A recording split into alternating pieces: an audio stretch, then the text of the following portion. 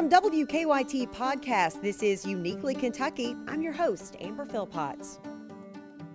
Hello, podcast listeners. I hope this episode finds you doing well. I am a self-proclaimed book nerd and worm. I love reading. I have since I was a child. And since the pandemic began, I've been able to read more now than really any other time in my life. So naturally, I'm drawn to books and the people that write them. For this episode of Uniquely Kentucky, I'm sitting down with the author of a book called Abandoned Eastern Kentucky. Now, it's not a work of fiction. Rather, author Jay Farrell not only photographs abandoned places, but he then writes about them. I think all of us have probably driven down the road, saw a house or building falling in, and wondered about its history and why it was left to the elements. Those questions are exactly what draws Farrell in closer to try and figure out why it's abandoned. He loves venturing off the beaten path, and although he is a Nashville photographer, he loves Kentucky. Uniquely Kentucky with Amber Philpott is brought to you by the WKYT News and Weather apps, available on the App Store and Google Play. I want to welcome a Nashville-based photographer, and I know when I say Nashville, I know this is Uniquely Kentucky, but hang on, listeners, okay? He's also a self-described urban explorer of forgotten corners of Americana. I want to welcome Jay Farrell to Uniquely Kentucky. Jay, how are you? Doing great. How are you? I am good. I can't complain. So I know you are there in Nashville, but we have a very special reason on why you're on Uniquely Kentucky. We're going to get to that in a moment. It involves some books that you have written that are about home here. But first of all, how are things in Nashville there in the Music City?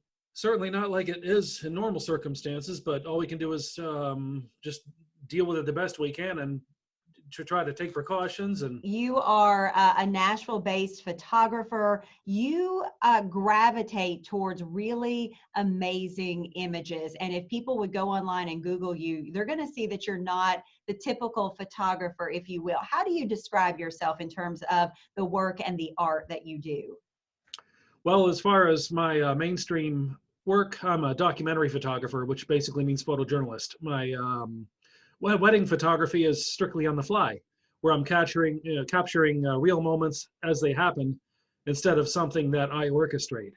It's basically for the couple that wants to enjoy their day and have natural moments captured and not have to think about it. But as far as also my fine artwork that I do for my my online art gallery and my books, I guess that's I'm an explorer above all else.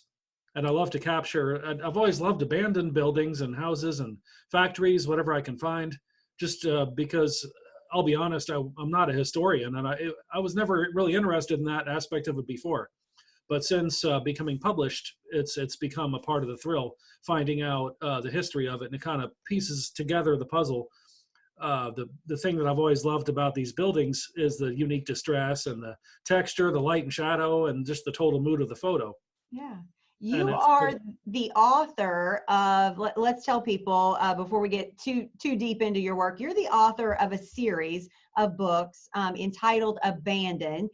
You have gone to many different states, and this new book that you have out, is this your third, Jay, here in Kentucky? Yes, actually, yeah, and my best. I don't mind saying it. It's toot your own horn when you can. Yeah, totally. Yeah, I mean, it's my best. I mean, naturally, I've grown as an author, and I feel a strong draw to the Eastern Kentucky region. It's Abandoned Eastern Kentucky. Why was this area, you've been to Kentucky 2 other times. Talk to me about, if people have not seen your work or not seen these books, what are they going to find? Because it's really interesting, the images that you capture. Some of them, let's be honest, are quite haunting. But when I say that, it's also a really beautiful image captured within sort of a haunting scene when you see something that is so abandoned and dilapidated. Yeah, I'm in Kentucky a lot. I mean, maybe not lately as much as I normally would be because of the circumstance that nobody likes, but that's what it is. Mm-hmm. But as far as this particular region in Eastern Kentucky, I think it was just different for me. I don't know that much about coal mining, but it was just fascinating, just kind of learn about the area. And I've met people, and people are very outgoing in the sense that none of them were unfriendly, but all of them, they knew that I didn't exactly fit in around there, and they kind of wanted to know what was up. It's not like I had crowds of people, but there's always somebody that knows that you're there.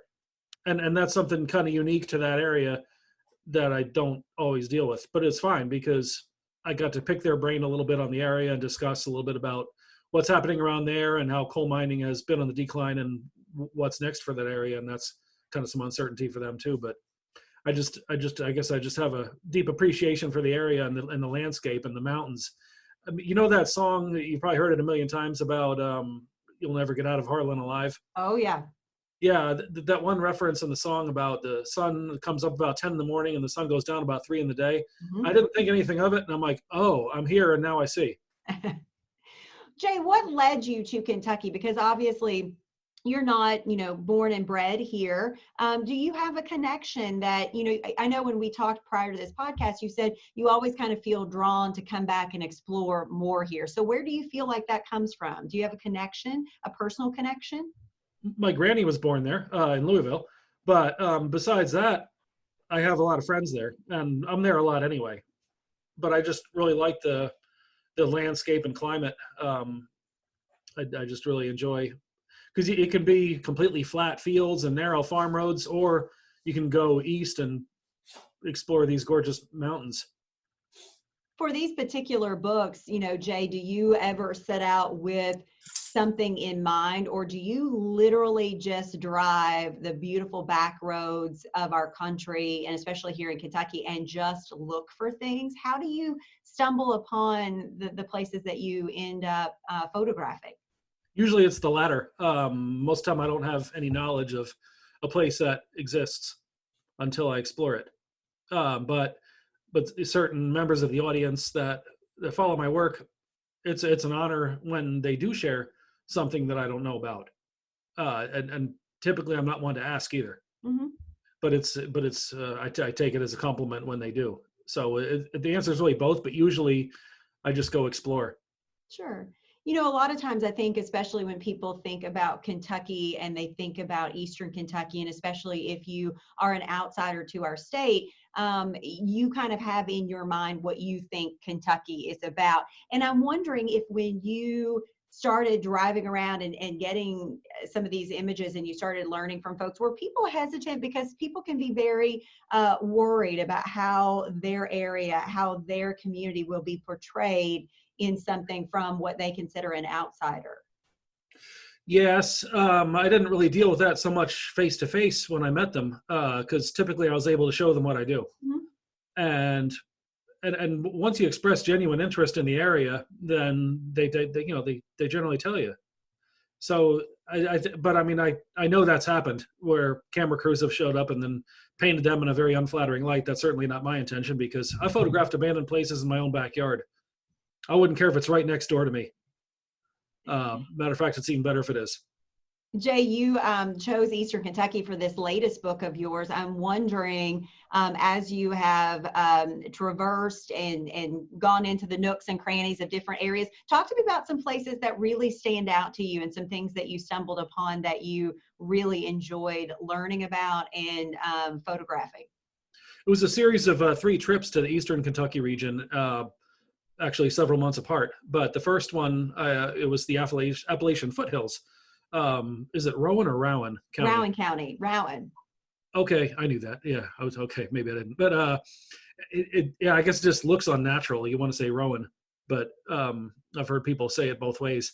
There in Carter County, Elliott County, just kind of explored there after doing a book signing in LaGrange, which is actually just above Louisville. But I explored those areas and found an old church and schoolhouse and several other interesting houses and old international travelall that it's basically like a Scout, only longer. But that's those you don't see very often. The second trip was a 2.5-day trip. I went so many different places like Harlan County, Martin County, even Johnson, and that's where Loretta Lynn is from. Mm-hmm. And then she's definitely a popular figure around here. And then several other places, and I even went into like Breathitt and did I say that right? Wolf County as well, that I really liked and that wasn't really Cole County. It was a little bit west of there, but it's still mountainous and hilly, but a little bit greener, a little bit more agricultural. But I guess I just really enjoyed the different things I found. There's old farmhouses and roadside cars and churches. And then on the third trip was strictly Harlan County, Lynch. Mm-hmm. That was actually an abandoned coal mine town where they started everything, the schools, the churches, everything. And I got inside an old school that had been abandoned for 40 years. And that was really one of the coolest and most creepiest places I've explored. It was awesome. And then also an old company store in Colgood that a friend actually pointed me to. So yeah, there's lots to see in there. And I dug up whatever history I could, and I established some personal connections. There was a gentleman that his family actually pretty much ran that building, the company store, and his dad worked in the mines and the mine safety supervisor and everything. And I was able to get a first person account from him, just the personalized stories that you can't Google. Mm-hmm. So naturally that's one thing that gave me such a personal connection to this project. And I want to go back and hang out when things are better. Jay, you write. It would be one thing to use your art and just take the photos and put those into a book, but you take it upon yourself to really write about your experience and write about the places that you see. Where does that love of writing and books come in for you? Because you tell some very interesting stories with the different places that you visit. So where does that come from? Why was that something you wanted to put out into the world? Before I started blogging, like 10 years ago, I had no idea that I was any kind of writer. And then people, complimented my writing style, and I was like, whose writing are you looking at? But thanks. Actually, at the time I dated a writer, and she just said, okay, your writing is pretty good, but you got to watch the branch off topics. Mm. So stay focused on that. And that really helped me more than anything. And I had no idea I was ever going to be an author. You could ask any of my old English teachers. And then they would tell you that's definitely fitting a round peg in a square hole. But I was approached because of my work about it. And naturally, it made me a bit nervous. Like, wait, you want me to publish a book? Or I don't even read. Well, I can, but I just don't. I'm just too much of a wanderer and creator to sit and read. But years ago when I would just explore these places, I never really did any research because I figured the photos told the story.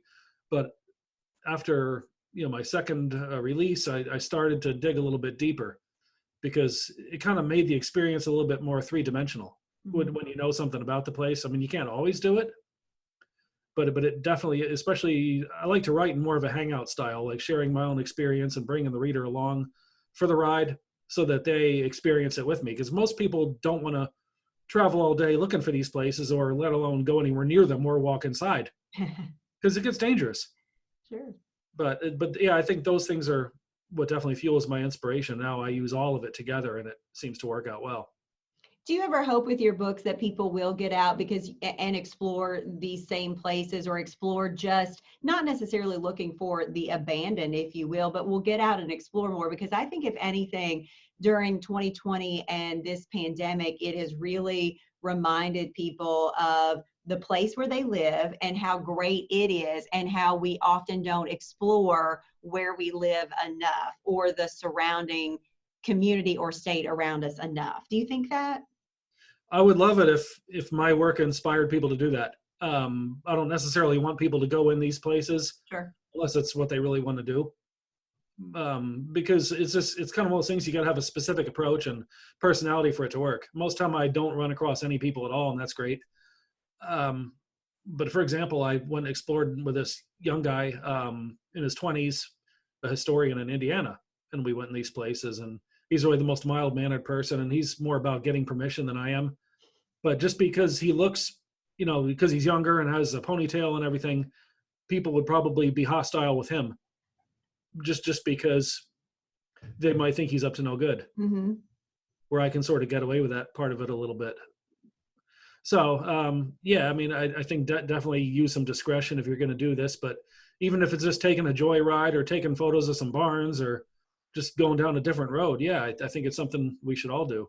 Yeah, and I think even if people don't find necessarily the abandoned places in your books, it just reminds them of, oh, hey, I've never been to Lynch, or I've never been to Rowan County, and maybe they can just get out, like you said, and take a drive and do that. Jay, when you set out to put a book together, I know it's not an easy task. How long of a process is it? You know, when you sit down to start gathering the photos and then writing and the process from start to finish, what's it like?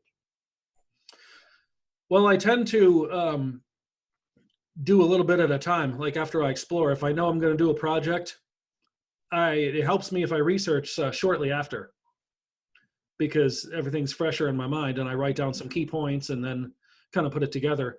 But it can take several months to put the manuscript and everything together, and then of course it has to go to the copy editor, and then she finds any random mistakes, publish, whether it's punctuation or.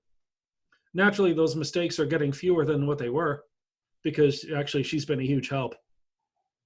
You're becoming a seasoned writer, so that's getting Well, easier for you. yeah, maybe, but the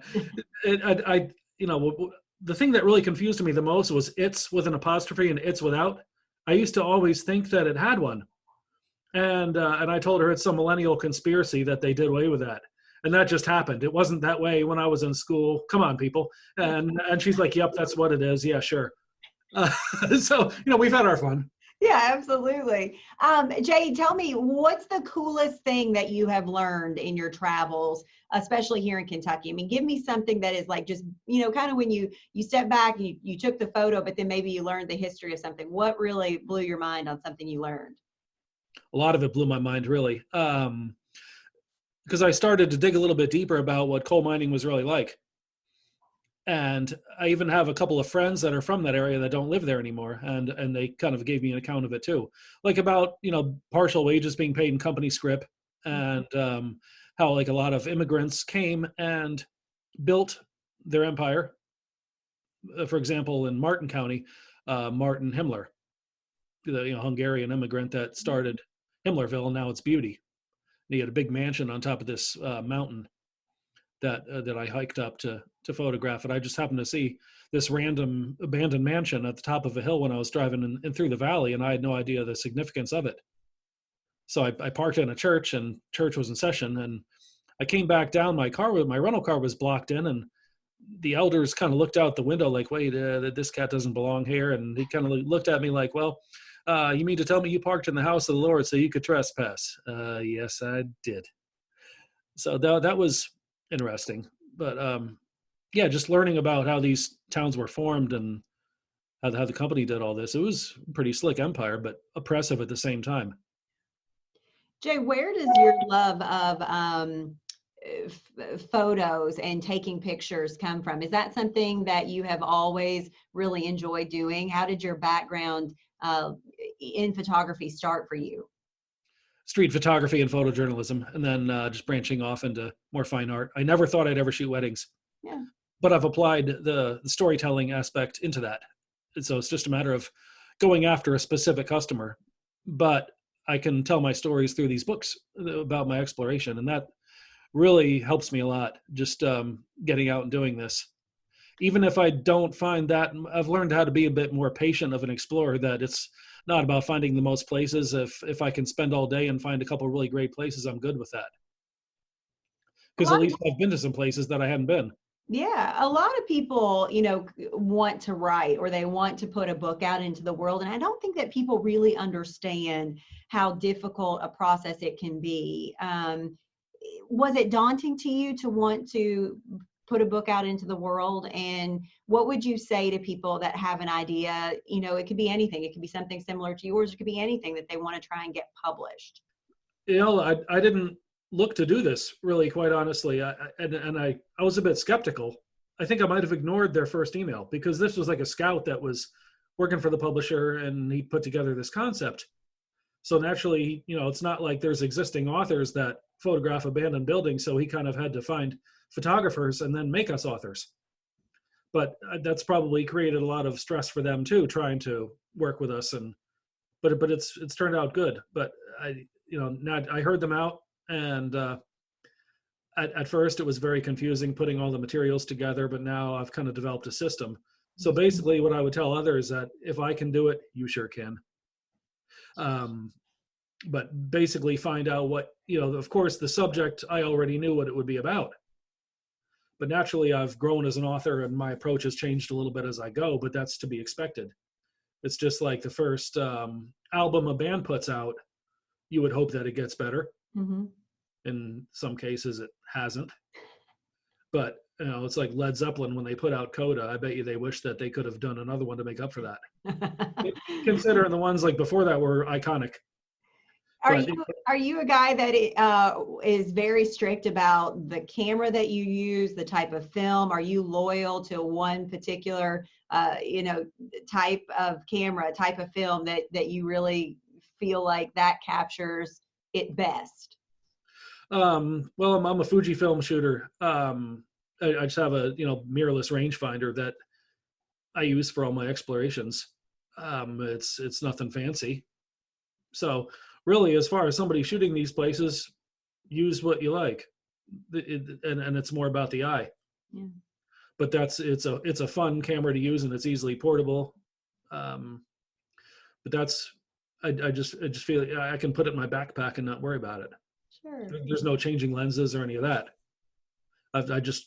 My feet are my zoom lens. So, and it forces me to get up and close because you see things that you can't if you're just standing back and zooming in with a telephoto, and you don't really feel things, and you can't make other people feel it either. It's a bit more clinical. But as far as the writing goes, I mean, if somebody wants to get published, it definitely helps to know your subject and know your publisher before you approach them, know what kind of books they have, and it'll help you get better responses. You have put out 3 books in Kentucky. Will you come back? Will you find more adventures and more things to explore here in the state? Or have you tapped us out, if you will, in terms of exploring? Never. No, I'm always going to be back. As far as future book projects, I can't really say for sure. I don't know. Right now, I'm just exploring and enjoying it. And a matter of fact, is depending on how things go with the virus. But of course, like for what I do, it doesn't really matter because I'm not really going in public places. Mm-hmm. And I'm usually either by myself or with one person that's in my bubble, which there aren't many of those.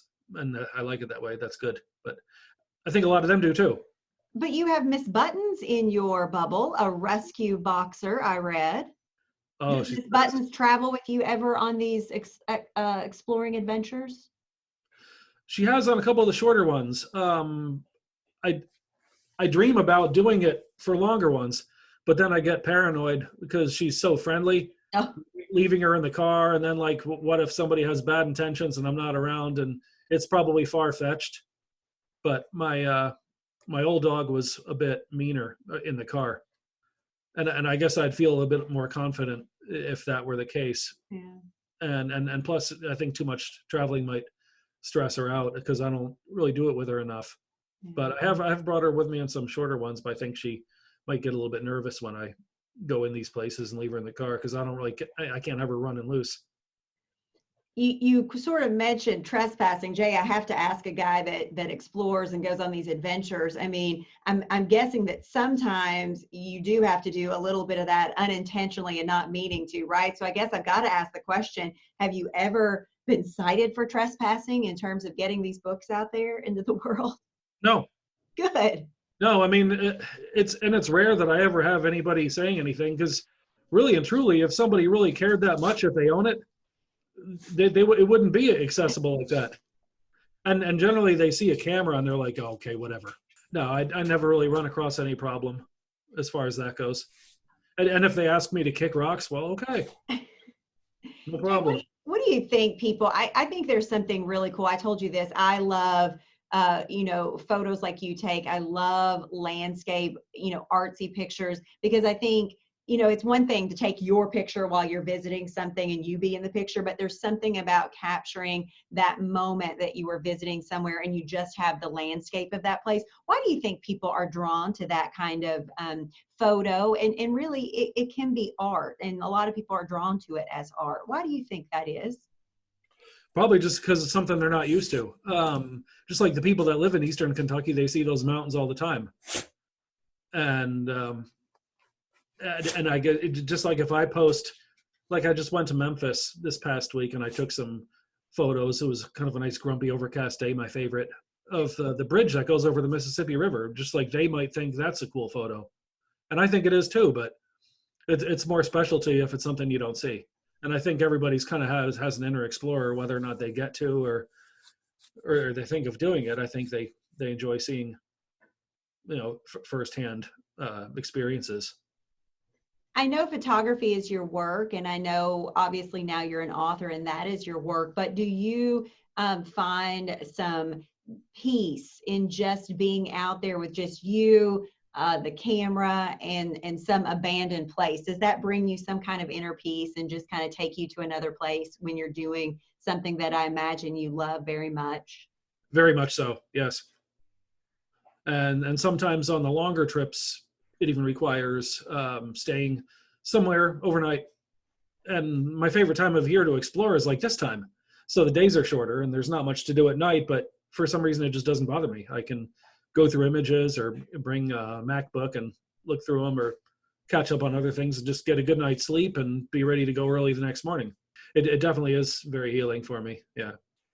We named this podcast Uniquely Kentucky because we wanted to talk about the people that make it so unique. And now you are one of those, even though you don't live here. What is it, do you think, that you've now traveled the state in many different areas? What do you think makes this state so unique and the people in it? Every state has its own identity. I guess, like I mentioned earlier, I like the fact that certain parts of Kentucky, the roads are straight, narrow, and the landscape is flat, lots of open field, good fresh air. And then the landscape could be completely different in another spot. Even the Appalachian foothills were totally different from coal country. But there's just so much going on. And then there's rivers and lakes, and it really has a lot of diversity. And I find that for the most part, people are extremely friendly. I know, like Eastern Kentucky especially, they're very alert. But it's not like they're wielding shotguns at you. It's not like that at all. A lot of people kind of warned me, like those people, don't like to see outsiders. I never got that vibe from any of them. But you kind of get what you give too. I imagine if you go there doing things the wrong way, then you might see a different side of them. But that could happen anywhere. But I think for the most part, if there's something you want to learn about their area, they're happy to tell you. If folks want to find your books and, hey, it's almost Christmas, it might be a good gift for someone here or in other areas. How do people find you? How do people keep up with you in terms of your books, your photography, what you're up to? I do a lot of social media posting, which helps out a lot. And my author website is jfarrellauthor.com, and it lists my titles and has some brick and mortar stockists listed, as well as it brings it to the Amazon listing, which is a trusted source for a lot of people. I also like to support the local bookshops, whether it's a Barnes & Noble, but the thing is, a lot of my books are distributed regionally, so I don't always have firsthand knowledge of who carries my books, but you could go into Walgreens and find them. I know around here, Walgreens, Barnes & Noble, Books A Million, even Walmart, Sam's, and Kroger, all kinds of different places, and then independent bookshops. But that might be regional. So sometimes I have to do a little bit of digging from the publisher to find these things out. But Amazon carries them. And I also have a fine art website that I sell prints of some of my favorite work. Oh, cool. For people's walls. And that's that's at farrellgallery.com. Well, Jay, thank you for exploring Kentucky. Thank you for coming across the border from down there in Nashville and choosing to bring to life some places that many eyes probably have not seen and would not see unless it was for your books and your writing. So thank you for that, and thank you for spending some time with us here on Uniquely Kentucky. Thanks for having me.